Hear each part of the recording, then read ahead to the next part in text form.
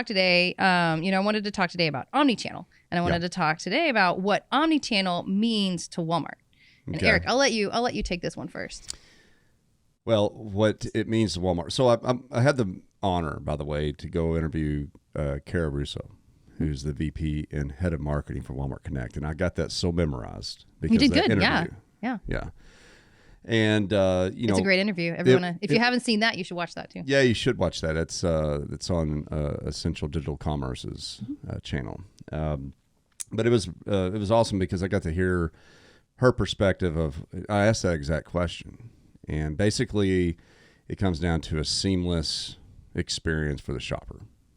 And what she pointed out some pretty interesting things. That I got them written. I got them here. Oh, that's good. I'm a little prepared. That's exciting.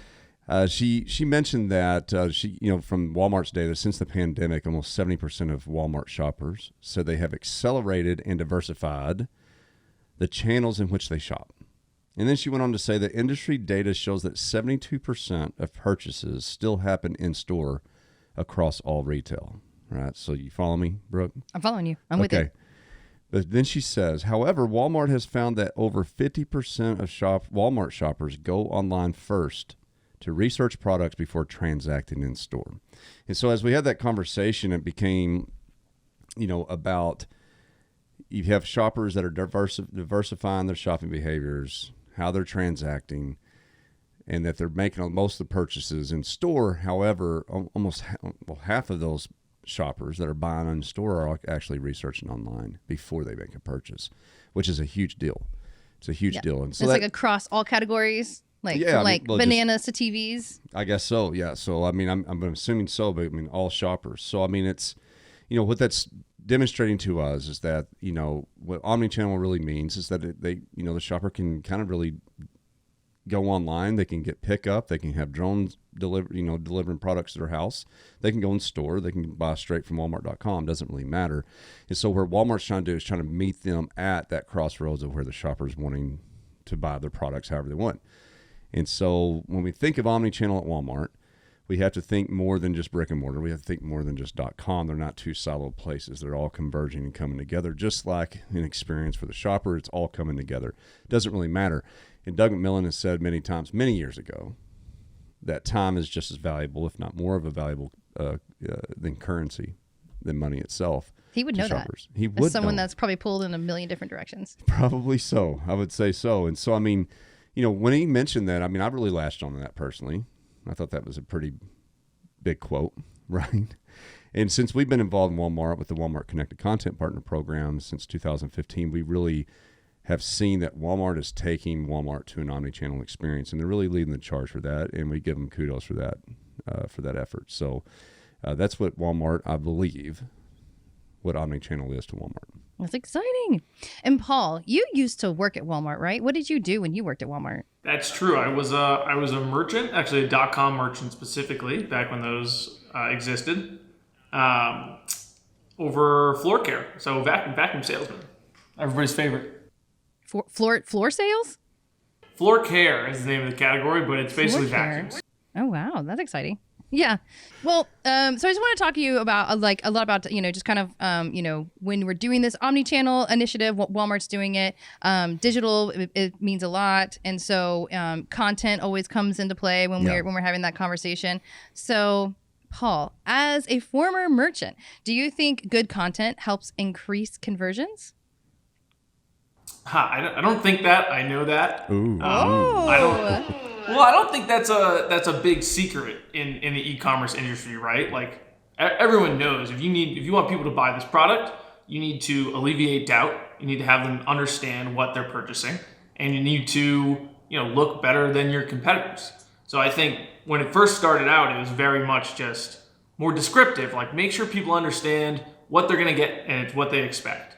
Now that's sort of like table stakes. You got to be doing that just to have a shot, and it's much more moved to how do you be best in class? How do you make people feel good about this product? How do you tie in your national marketing campaigns and kind of all the nuances that come along with that? That's awesome. Eric, what do you think? Do you know good content increases conversion? Absolutely know 100%. It can be as simple. I think we can all, I remember not too long ago, we could not use subjective experiences as a point of data when having a conversation, but I believe my opinion is that we actually can nowadays, because it's just so intermixed, right? I mean, everybody has their own way, but we can all attest that since we have these little goofy computers in our back pocket, front pocket, or in our face every day, all day, we have access to all the information in the world that we need 24/7. And so just like the stat that Kara was given, about 50% of shoppers, if you're in store trying to buy a product and there's not enough information, you can't really tear a box open and start looking inside and dissecting it. I mean, you could, but you probably shouldn't. It's probably frowned upon. Shouldn't. And also it'd take you longer than just going online to walmart.com, go into that product detail page. Hopefully there's videos. Hopefully there's more description. There's specifications. There's comparison tables. There's PDF documents. There's all kinds of stuff and images of the product inside, detailed shots, lifestyle shots, all those types of pieces of information that can help me at that very moment say, hey, you know what? This is actually the product I'm looking for. I want a dishwasher that can cook a freaking lobster. Yeah, because why not? Well, I've been looking for it. Yeah. But I mean, it's a perfect example, because you just can't, never before has there ever been an opportunity for brands to really tell their brand story. And it's amazing how little of those stories that we're actually able to see on the PDPs, specifically for in-store brands or in-store products, where they can tell that story like they never have been able to do before. Considered an extension of your packaging. I mean, you actually can extend your aisle on .com as well by providing, other products within your portfolio where shoppers might like. So, I mean, the opportunity is there to really give that. And so therefore, if a shopper is looking for more information, they expect it.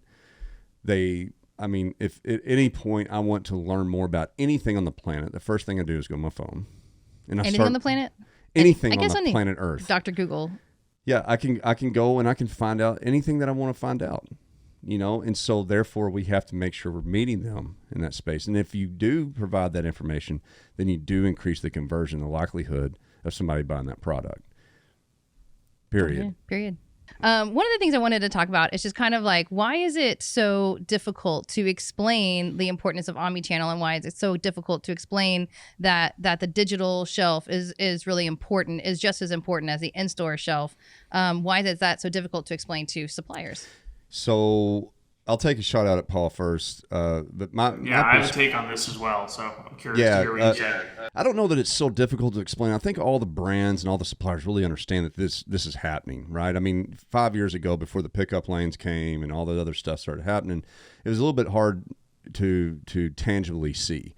And just as human beings, and especially in the business industry, we want to make sure that things are actually there before we start buying it. If you think about a Tesla, I mean, there's no way in the world that a car could be really high performance and be a great Park vehicle itself? if it's electrical. Mm-hmm. There's no way that's possible. I mean, there's all kinds of naysayers, but now that Tesla's came out and they're doing what they're doing, everybody's like, oh yeah, I mean, for sure, everybody jumps aboard. Same thing that's happened with omnichannel, but until it became really real, as what Walmart has achieved so far, I think it's now the suppliers get it and they understand that this is happening. The problem is that there's just, what are the priorities? Like how do you as a brand go about successfully engaging in omnichannel retail with an omnichannel shopper in an omnichannel environment? I mean, that's a hard decision, right? And there's just a thousand ways that one could think that they could go. And so I think it's really about simplifying this complexity. And, with all the technological advances, the opportunities to really promote all those types of things, there are some central pieces where you have to kind of lay the foundation first. And I got some analogies, by the way, I'm going to share with you in a minute that I wrote down that in preparation. Oh, that's exciting. But I wanted Paul to let's let Paul. Paul, what are your thoughts? I have similar thoughts. I look at it as I think it's difficult sometimes for folks to engage with Omni, not because they don't want to, more because they understand the in-store side so well. Yeah. And more important than that, they understand what the levers are and what they're going to do and what's important to driving that business. And so it's very actionable. So if they're looking from quarter to quarter, from month to month, from year to year, of what can I do to grow my business, that's a very well understood space. They know what they should be doing. And so even if someone's in their ear chattering the whole time, like omnichannel, omnichannel, omnichannel, if they don't understand what are the levers in that space that then, correlate to driving more sales, winning more share, having a better experience, then it's difficult to engage with. It's like something that it's kind of coming off almost as like a thought piece, and they're like, oh, that's super cool. It's like super in the future. And they don't see it as something that's super relevant to their present and to their business, because they don't understand, okay, what can that do for me? I'd have to echo the fact that there's a delay, right? I might hear, just like what Paul's saying, omnichannel does not allow for any delays. It's always urgent. I mean, if you look at what Walmart has done to react to omnichannel, I mean, if you really want to know how to play an omnichannel, just look at what Walmart's doing. They're constantly adapting and evolving, bringing out new stuff, testing new things, and they're meeting the customer where they're at. Brands need to do the same thing. And one of the challenges that I see with being fruitful in the omnichannel environment as a brand is just the inability to have really quick turn and urgency towards these things, because like what Paul is saying is that it's right now, like you every second that you don't have the right product information and the content according to your product is a second that you're losing sales and losing visibility and losing conversion for the shopper. I mean, it's just the way it is. And it's not going to be any easier 3 months, 6 months from now. So you just kind of have to jump in and start getting at it, and making sure you're playing ball. Mm-hmm. Is now the time? Is it just because it's less competitive now, or is it just the time was 4 years ago? Yeah, I agree. Time was 4 years. Maybe 8. Maybe, yeah. And I would say that it's not that it's going to become more competitive, although that's part of the story. But if you look at the catalog today, as omnichannel continues to accelerate and as Walmart gets even closer and closer to the shopper, that catalog that Walmart has is going to continue to expand. It's going to have more requirements, right? Like right now we know that gluten-free, keto, and all these other types of dietary things are going on, right? Or nut allergies, whatever it might be. But there will be more. Right. And so if you can imagine, if I have a food product that can meet one of those, but I don't specify that in every single product that I have in great detail with accuracy, and I'm missing the keto diet, well, I'm missing visibility on that.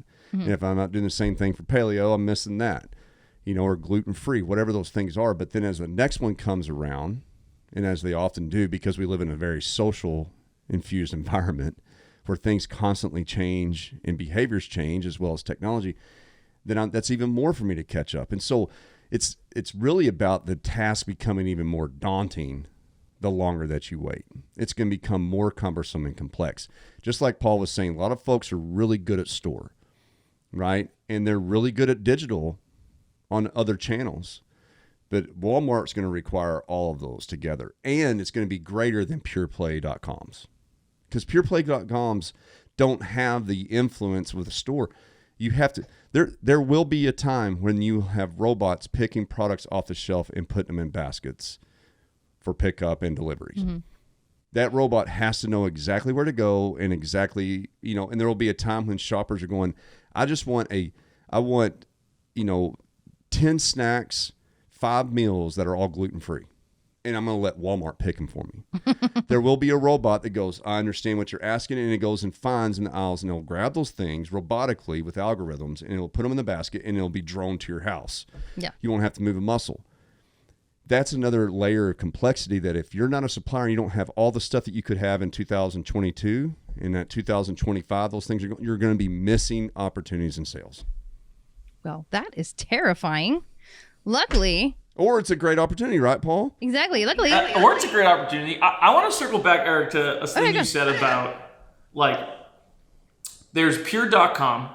Yep. There's pure in-store, which is, most in-store retailers are more or less pure in-store at this point. And then omnichannel, which is, in my mind, really Walmart's the only people doing it, like, really going after it. Everyone else is sort of dipping their toes in and seeing what happens. Yep. And there's a difference in that fusion, right? Because when you're doing the pure online, it's like, okay, I know exactly where the shopper journey is starting. I know how they're checking out. I know all of that. When you're in store, like I said before, that's, not a solved game, but it's been so much time and energy has been put into understanding that it's well understood. You look at Omni and what you were talking about that you got out of your conversation with the Walmart executive previously, where 50% of shopper journeys are starting online. And I think that's like the highlight to me there is if you're not putting your best foot forward online, if you're not visible in search, if once they get to that page, they don't like what they see, that's 50% of your shoppers now who you're getting outcompeted on. So you might have put all of this time in the last, potentially decades into growing this incredible brand and this incredible presence across all these in-store retailers. But all of a sudden the shopper's behavior has changed. They're not walking up to that shelf thinking, what am I going to buy? They're going to that shelf being routed off their phone thinking, I'm going to buy this, and this is where I need to go to get it. And I think that's totally different, and that's so important to making sure these businesses are thriving and growing penetration, understanding that shopper journey has changed, and it's changed pretty radically, and it's changed to include PDPs and search experiences online. It's a good point. If you're a brand and Walmart is important to your business, I would encourage the following. We recognize, we've heard of Walmart, right? Yeah. We think of it, we thought about them as being brick and mortar, the world's largest brick little and mom mortar and pop operation, right? Little mom and Yeah, pop. just a little. But we think about, we know Walmart, brick and mortar, in store, right? I mean, we don't think that, but most folks can. They dominated the brick and mortar. Then have we heard of Amazon? Yeah, you might have heard of them. They they kind of have dominated the digital. So we all know what e-commerce is, right? Two different types of retail. But we can definitely see that there is a difference between brick and mortar to e-commerce. What we have to have in our mind, and what I would do if I was a brand, is I would say, hey, there is a new retail here. It's called omnichannel. And it's not one or the other or both combined. It is new retail. Think of algorithms shopping for your customers, like in the next 1 week. There's going to be a robot that's going to be picking my items from store. I have zero control of it. And somebody's going to say, I want gluten-free food. And it has they're not picking brands. They're not picking anything else. Maybe they are a little bit, but they're really relying on the retailer to procure the items for their desires and wishes. I would give anything if I could just say, hey, I want the best, ice cream that's dairy-free. And just tell Walmart that, and I get it dropped off my house in about 5 minutes. That's how I search. If I'm doing product discovery on Google, and I know they've seen that this is a rise in search trends, people type it in like best ice cream. That's how they're searching. They don't want give me 50 ice creams and I'll pick. No. They say, tell me the best 3 ice creams and I'll pick the one I like out of that. So exactly I think you're right, Eric. It's reasonable to assume that's the direction all these retail shopper journeys are going to go as well. The search engines make our life easier. That's why they do so well. Mm-hmm. That's why Google has done so well, because it has built a good search engine that gets rid of the junk, and it makes scouring millions and millions of pages and content, and it simplifies and it gives you the top result in the top 2 and top 3 of those, of which we all know 70% of anybody that's going on Google is looking at those top 3. The rest of them is discarded. Yep. Because if I wanted to know all that information in the world, I would click to the next page, to the next. No one goes off page 1 of Google because it just doesn't help me. That's what omnichannel is. It's like, make my life easier. I have zero time because I'm overwhelmed with all the information and all my family texting me and all my staff slacking me.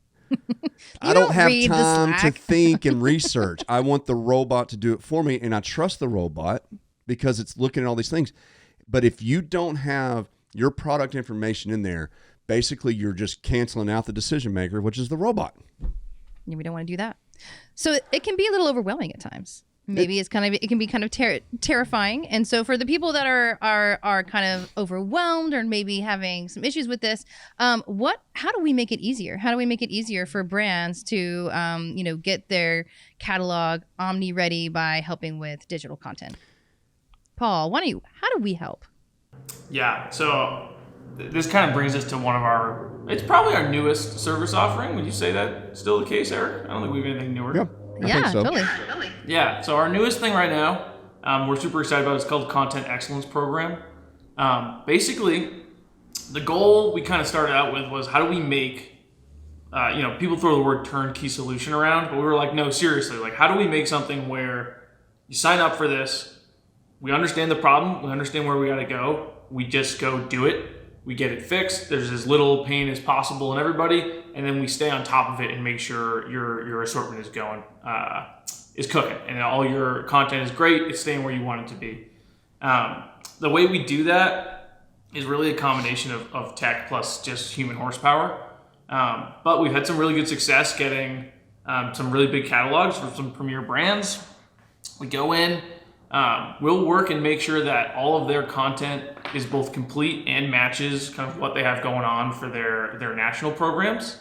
A lot of them produce really, really good content, and sometimes they can fall down actually getting it to the page, but it's out there. And then almost more important to that, I wouldn't say more important, but let's call it equally as important, goes to what Eric was talking about robots are making decisions now. And that's all the attribution work that we do. So we'll run through every item in every product type and fully attribute them in all the systems that exist, really, to make sure the robots understand what they are, right? So that's another big thing that I think has been difficult with this kind of omni emergence, and even with e-com, is understanding that, like, hey, there's, a human being looks at this picture, they know they're trying to buy some shampoo. But a robot looks at it, unless you said, okay, it's in a bottle and it's a liquid and it's used for cleaning and it's like all these other shampoo products, it doesn't know it's a shampoo, even though you got pictures of it.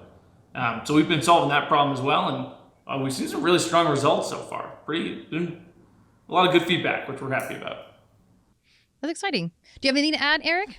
Yeah. I think that what Paul was talking about. So here's what we have done. I mean, honestly, like being in business for so, for my career at least, a lot of times people forget about the fundamental rules of business. You provide a service and you render that service first, right?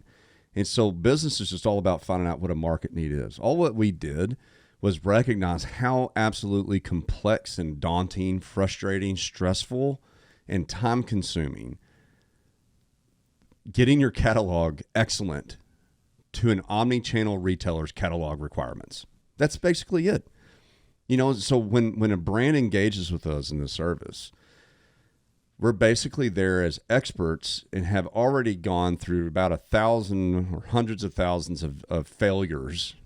I'll be honest with you, right? I mean, just like what any brand would be faced with, like what are the failures? What attributes go here? Which ones don't? How do you publish? How does it syndicate? How does it do all? What's the new style guide? Is this the right score? Why is the score not matching up? All these things, and we take all that burden off the supplier and the brand so they can kind of continue on and work with their merchants to have bigger and greater strategies. And it's the same thing for the merchants at Walmart, right? The merchants are professional procurement representatives for the world's largest retailer to find the best products to go in store that people want, that shoppers want. They're not they're not there to go into a catalog and fix attributes and content on behalf of brands just to make the catalog work a little bit better. It's a daunting task on both sides. And so we come in the middle and we help all parties out. And it's through what Paul was talking about. We have a tech that we've been working on for a long time, SKU Ninja, that we have been developing out for many, many years, specifically dedicated to Walmart and its catalog. Plus, we have experts that have been there since day one, since the Connected Content Partner Program, and even before, understanding optimization, how the robots work, how conversion happens on digital experiences. And plus, you have folks like Paul who have worked as merchants at Walmart to understand the pain points. And we take all that together in this big old bucket and smush it down into CEP. CEP, yeah. You're like, we'll just do it for you. Like, just let us do it for you. Hit the button. Yeah, just hit the button. Hit the easy button, right? That's all we're trying to, that's all we want to do. And I mean, it can be a frustrating, daunting, just like you said, intimidating environment. I mean, honestly, if I was a brand, faced with the omnichannel new retail, I would be intimidated as well, because I have such a responsibility for store, or I have such a responsibility for .com. And now you got this omnichannel, there's all these things flying at you and all these opportunities. What do you do first? Well, the answer, and this is where my analogies come in. Oh, there we go. Okay. Yeah. So when you think about omnichannel and you don't think about content and attributes, all right, Paul, you ready for this? I'm ready. That's like Michael Jordan not working on dribbling or shooting free throws. He's just doing everything else. He's just doing everything else. He's just selling Air Jordans. That's what and that's hard to do if you don't know how to dribble and shoot free throws. Mm-hmm. It's like building a rocket to send to space, but you don't have any fuel. Did you come up with these yourself? I did. Okay. They're terrible. They're terrible. All right. It's like trying to publish a book without writing. Yeah. I mean, so what happens? That's a coloring book. Yes. FYI. And so my analogy is, it's so hard to talk about this subject because it's so big. But what I'm trying to convey is that content is the fundamental core. If I was a brand, there are 1,000 different ways I could go for omnichannel, and I'm getting distracted by every single thing that's being flown at me, especially from third-party folks just like us, knocking on doors and soliciting. But the reality is that like Jordan, if you're not working on your fundamentals, you're not going to be great, because you'll be faking and shaking. It'll be smoke and mirrors, and the foundation will start collapsing. And so if you just take your catalog, if I got 1,000 items at Walmart, I make sure that every single one of those items is meeting 100% of the Walmart style guides, which are being created according to the shopper behavior. Walmart is working hard to create these and has been for a long time. Did they in our meeting today, there's thousands? Yeah, there's like thousands, and they keep rolling them out. It's not going to slow down. That's what I'm talking about, right, Paul? It's not going to slow down. It's not. It's getting more complex. If anything, it's getting exponentially more complex as it goes. Yeah, it's going to get even more and more complex. And then the style guy or the you're gonna have to replace me with a robot in about 10 years. Maybe so, Paul. Paul. We'll name it Paul, though. Yeah, we will. As long as I'm the guy replacing me, that's fine. Yeah. I'll manage a robot. Yeah. Yeah. It'll be robot Paul instead of human Paul. And the quality scores are just measuring that compliance. And so Walmart is actually trying to help by creating these things. And look, Walmart's got the toughest job, I think, in the world. I mean, greater than any other business I know. How do you make sure that every shopper across the entire globe, in every walk of life, can get their product the most convenient and seamless way possible without friction? That's a hard challenge. Mm-hmm. And so all part of this is they're building these things in this catalog, and they're saying, hey, brand or product, we need this information for that product, and we're going to be watching to see if you have it in the catalog. And if you don't, this is a score, so that way you know what you need to improve. Yeah. I just have one last question. And just so Paul, you said that we've been seeing some success with some of our clients. What has been Walmart's response? I know that we've been showing Walmart what we've been doing and how it's helped other brands. What is Walmart thinking about all this? The responses I've seen have largely been at the merchant level, and it's been gratitude is maybe a way to put it. Of hey, this content health score that we've been dealing with, all the content is something that, to Eric's earlier point, like this is not the meat and potatoes of what these people's job is and how they drive their businesses. It is something that needs to get done at a foundational level that is really hairy. And so us coming in and taking care of it and being like, hey, you need this to be 95% quality score. You need this to be style guide compliant. It's done. We did it. We're maintaining it. Here's the proof. Here are the results. Have kind of been like, you can see the weight lift from people. Just being like, oh, finally, all right, let's get down to it. Let's deepen this partnership. So that's what I've seen. I agree. How about you, Eric? No, I think both brands and the merchants are actually on the same page. You want to move on, right, and get back to what needs to happen. But for sure, we'll move on. But the reality is that if I'm a brand and I got 500 products at Walmart, but then I'm Walmart and I have 320 million of these products on, in the digital ecosystem, I mean, it's a daunting task on both sides, right? But I mean, I think it's about coming together, and that's where we're trying to just get in the middle of this. I mean, honestly, that's what we got ourselves in the middle of this, and I mean, you know, Paul is gracious enough to recognize that. Wait a minute, he's running this program. He knows he has that knowledge, and he knows how to use the tools, and he knows why. Most important reason is why these things are needed, and that keeps driving that perspective and that vision so that you continue to do excellent work, and you continue to evolve that. And so good job, Paul, and thank you for caring about this stuff, and it's complicated and digging in. I mean, you live it, right? He lives in this program. Yeah, it's kind of like program. Paul is. I'm out here, I'm the sacrificial lamb. I care about all this, and so that other people don't have to. There you go. That's right, Paul. You are CEP, and CEP is you. Your identity is 100% wrapped up into this program. That's great. I know we said that was your last question, but I have one more. And so what about maintaining the content? So yeah, you go and you fix it the first time around, but since everything seems to be changing all the time, you basically have to like not only live it once, but live it all the time and make sure that catalog stay up to date and you maintain everything, correct? Yeah, it is a nonstop effort. And just to give you an idea of like what that means, people are like, oh, you put it up there, it's computer. Once you set it, it stays forever, right? That's how things should work. And the answer is like, yeah, that's probably how they should work. And it's certainly not how they do work.